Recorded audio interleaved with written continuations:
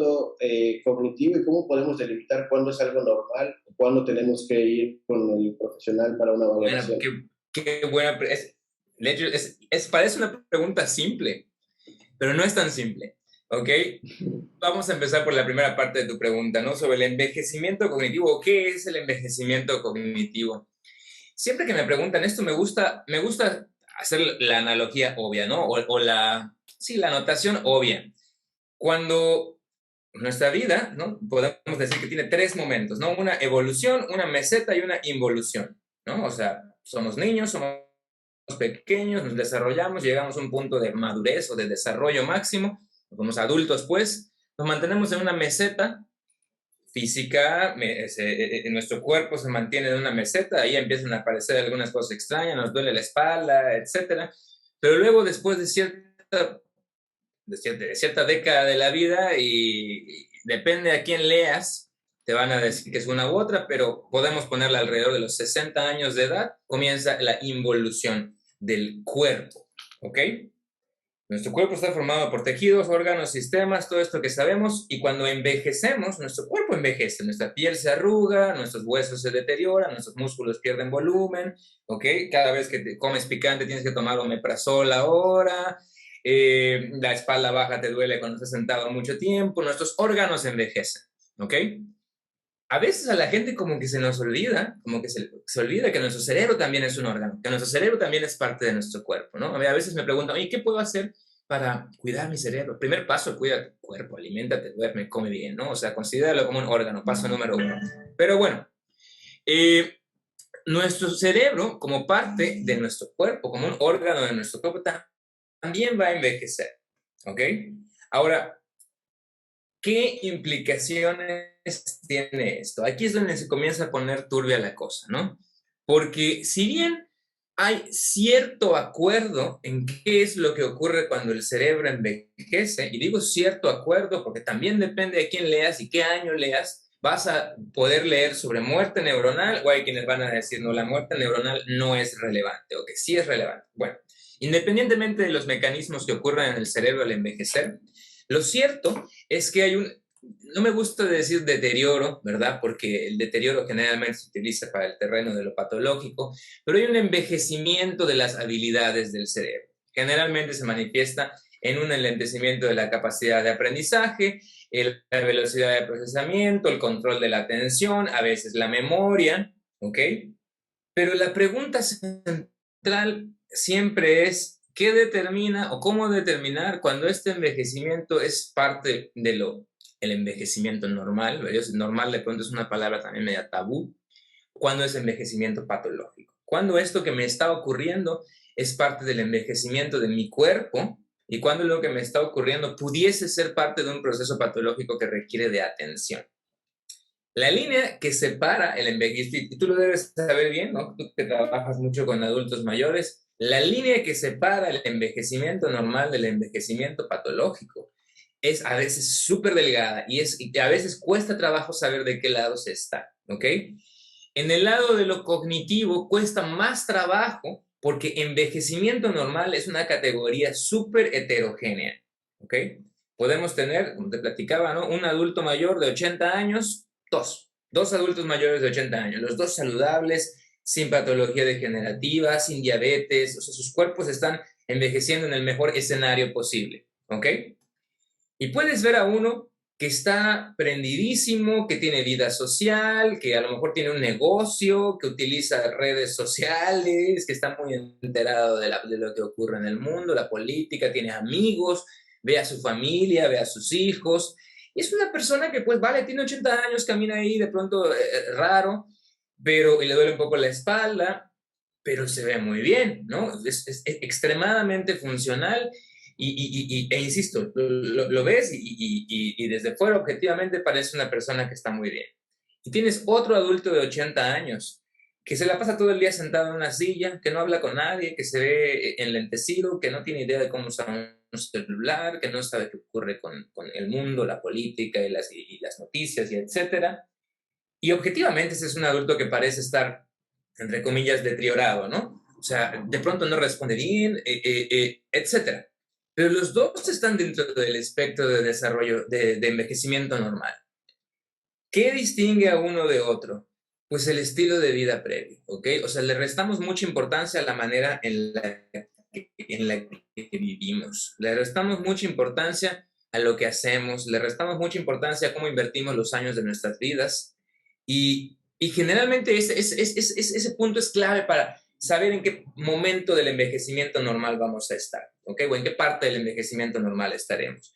Una muy clásica es que una persona se jubila a los 60, bueno, se jubilaba, ya no nos vamos a jubilar nosotros a los 60 años, Sí, se jubila a los 60 años y tiene grandes planes de viajar, voy a escribir un libro, voy a hacer tal o cual cosa, y la verdad es que no hacen nada, ¿no? Sus hijos ya no viven con ellos, a lo mejor es viudo o viuda, ya no trabajan, ya no tienen contacto social, no hay retos cognitivos, su vida es exactamente la misma todos los días, ¿ok? Vive en piloto automático, no hace cosas nuevas, tiene muy poco contacto social, probablemente esté deprimida o deprimido, ¿ok? Y esto ocasiona que las personas subjetivamente, ¿verdad? Desde su propio lugar comiencen a decir, oye, como que se me olvidan las cosas, ya no aprendo las cosas como antes, ya no me siento tan bien como antes, ya no me siento tan lúcido como antes, pero aún así pudiesen estar dentro del espectro del envejecimiento normal. Ahora, el envejecimiento patológico, ¿ok? Para tratar de no estar hablando tanto, ya ve que me hagas otra pregunta. ¿Qué es lo que determina la separación entre el envejecimiento normal y patológico? Bueno, lo obvio es una patología evidente, ¿no? Que se detecte una patología neurodegenerativa, por ejemplo, pero también la afectación funcional en las actividades de la vida diaria de la persona, ¿ok? Si la persona, con los recursos cognitivos que sea que tiene, ¿verdad? Ya sea el adulto número 1 o el adulto número 2, es funcional en sus actividades de la vida diaria, ¿ok? Alimentación, aseo, vida social, familiar, etcétera, ¿ok? A lo mejor uno está más prendido que otro, pero los dos son igual, son funcionales, insisto, en sus actividades de la vida diaria. Podemos considerar que quizás estén dentro del espectro de lo normal. Pero cuando las personas comienzan a tener quejas subjetivas, cuando las personas comienzan pues, a reportar que no son funcionales en sus actividades cotidianas, sobre todo olvidos es una de las cosas que debe saltarnos un foco rojo, ¿ok? Memoria es una de las funciones cognitivas o de los dominios cognitivos más sensibles al deterioro. Si la persona tiene quejas de memoria, quejas subjetivas, o sus familiares notan evidentemente que hay alteraciones en la memoria, debiese ser un foco rojo, ¿ok?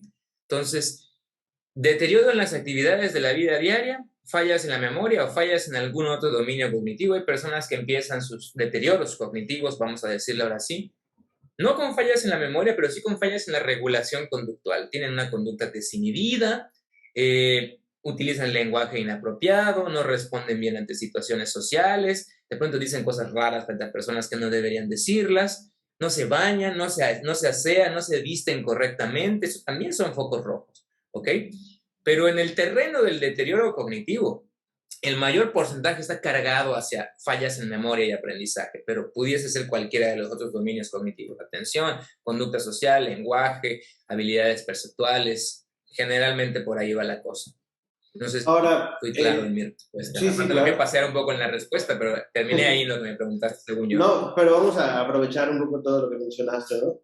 Digo, en geriatría lo manejamos mucho como declive funcional, ¿no? Todos los órganos van a tener un declive funcional y para llegar a ese declive funcional pues tenemos que tener un desarrollo primero, ¿no? Por ejemplo, te hablo del sistema respiratorio. El sistema respiratorio se termina de desarrollar a los 21 o 22 años aproximadamente. Eso significa El sistema que, nervioso como entre 28 y 30. eso te iba a preguntar, ¿por qué? Porque si yo el sistema respiratorio cumplo 18 años y empiezo a fumar, entonces, obviamente, mi desarrollo del sistema respiratorio se va a ver interrumpido.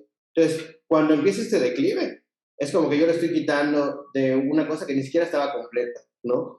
Entonces, te quería preguntar, ¿a qué edad? Que bueno, ya nos mencionaste que 28 o 30 años se termina de desarrollar el sistema cognitivo. Dependiendo de dónde lo leas, pero sí, entre 25 y 30, vamos a ponerle 28, 30 años, y al final del día es las funciones de los lóbulos frontales las últimas en desarrollarse. Y el La lóbulo regulación frontal, a eso te iba a preguntar, ¿qué va a regular un poco como para qué? regulación conductual, la planeación, nuestra habilidad para gestionar todos nuestros recursos cognitivos. Hay una analogía típica que usamos en la academia, que el lóbulo frontal es el director de la orquesta, ¿ok? Para los 28 años, el resto de mi orquesta, el resto de mi cerebro, las áreas sensitivas, las áreas motoras, la memoria, ya están desarrolladas, ¿ok? Los músicos ya saben tocar sus instrumentos, pero el director aparece a hacer que nuestro cerebro y nuestra conducta funcionen de manera orquestada. Dirige la actividad del resto del cerebro, dirige nuestra habilidad para gestionar el aprendizaje, para controlar la atención, para fijar en nuestra mente, metas, para trazar los planes para alcanzar las metas, también en nuestro control de impulsos, nuestra habilidad para tomar decisiones, nuestra habilidad para anticipar el resultado de nuestra conducta. Son funciones cognitivas que se le llaman normalmente top-down, ¿ok? O sea, que son funciones que están en el piquito de la pirámide, ¿no? Si nuestra mente pues es una pirámide, la base tiene los procesos perceptuales y la parte más alta de la pirámide, el pico, son las funciones ejecutivas o las habilidades de los lóbulos frontales que se encargan de controlar los demás procesos. Controla nuestra atención, controla la gestión de la memoria, del aprendizaje, etcétera. Y bueno, ¿qué tenemos que hacer para garantizar este desarrollo completo? Porque bueno, nos hablabas de que hay que tratar al cerebro como lo que es, un órgano, ¿no? Y cuidar la alimentación, muchas otras cosas. Digo, entendiendo que hay factores intrínsecos y hay factores extrínsecos que van a afectar a esto, ¿no? Pero bueno, los que podemos manipular son los extrínsecos y qué Sí, podríamos podemos. hacer de manera más concreta, ¿no? Para Ok. desarrollarnos. Para garantizar un desarrollo óptimo, hay que hacer, tú lo decías, ¿no? O sea, si sabemos que a los 18 años los pulmones siguen inmaduros y te pones a fumar, eh, me puse a pensar inmediatamente, por ejemplo, en el consumo de sustancias, ¿no? O sea, que hay un debate álgido desde hace mucho tiempo sobre si el consumo de marihuana, por ejemplo, es neurotóxico a largo plazo, ¿no? E incluso a la gente más light, si le preguntas cuál es su recomendación, siempre es no consumir ningún tipo de psicotrópico antes de los 24 años, ¿ok?